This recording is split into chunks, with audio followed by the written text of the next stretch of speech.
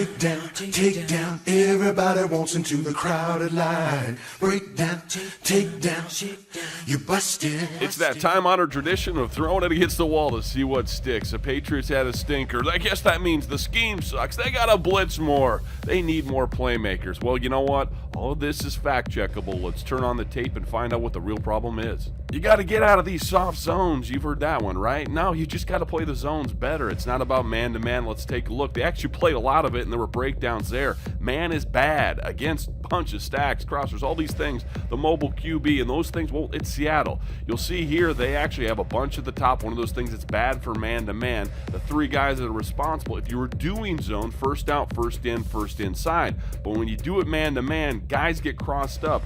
And in this situation, the guy who had him was further away than the zone player would have been had they done it that way. Calling for man-to-man here actually doesn't work. They did it that way. It's not the best approach. Here at the bottom of the screen, another example of where they did do man and where a zone approach would have been better. These are why they do this little pick routes. They try to catch you in man, do the pick.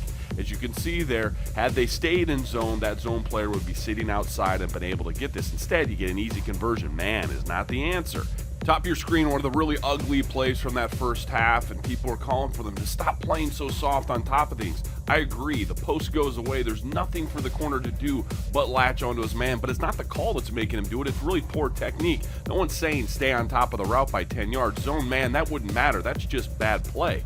Which brings us to a very common line of attack. The scheme sucks. What are these guys doing? Matt Patricia, Bill, all these things. But you know what? Players got to play, coaches just coach. And a lot of these calls were absolutely appropriate. They just weren't ran well at all. Here at the slot corner position, you have a flat player. He's going to be responsible for rerouting 2, but never being out-leveraged by 3. You can't get beat to the flat. You can't let a guy cross your face. He backpedals out of it. I mean, there is no technique like that on the slot corner. You have to play physical. You can't get out-leveraged. You went 0 for 2, so that's just bad play. It has nothing to do with the call. Real basic call, play correctly. You're fine. Here's an example of 2 guys just blowing a gasket on a mobile quarterback. You can't do this. You whiff on the jam. If the 2 rushers here are gaming, one has to get outside. Neither do. There's no scheme that calls for that. That's just poor performance. Watch the communication here on the edge. Off the ball linebacker says something at the end and then widens his alignment. That's usually an indication that Sheard is actually right to go inside there, but the off the ball player who appeared to have exchanged roles doesn't take the cutback. He gets nosy. Sheard took the heat from a lot of people that saw this play, but they actually made the right call. The off the ball guy didn't execute it. Performance, not scheme. Here's an example of guys just not playing together well. It has nothing to do with the call. You're man-to-man at the top of the screen, but that player also has to honor his run gap.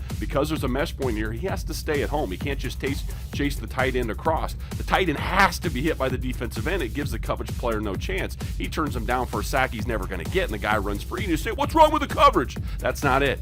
Great example here where people are saying soft zone, you're giving up these plays, and it's really not the call, it's just not executing it well. You actually love to have that free player at the top when you're running overs into it. You want turnovers, these are one of those opportunities, but you fell asleep when you had no other responsibility to let a guy behind you. It's not the call, it's the execution. And finally, that common line of thinking, you gotta blitz more, pressure the quarterback. That's the real problem. No, it really isn't. Watch here in the game, actually the choices to pressure created some of those vacancies. People often overlook when the pressure goes and doesn't work.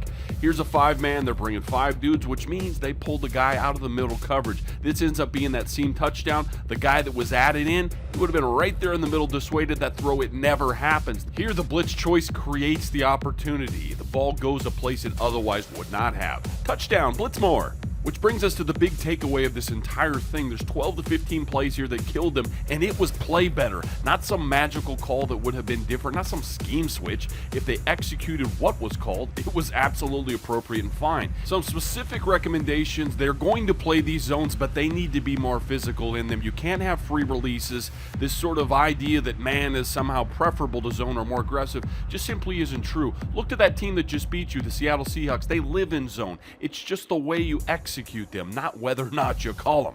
Probably the most important thing here is to eliminate the 10-man defense, a pattern that's crept in where you have one guy just not on the same page with everyone else, and offense finding gold in that one error. That's a big problem, but it's fixable. They've got the personnel. The scheme is not the issue. It's just getting guys to play together. That's a coaching challenge, absolutely, but it has nothing to do with old guy versus young guy, finding new personnel or making a different call. It's just doing the job, that whole thing.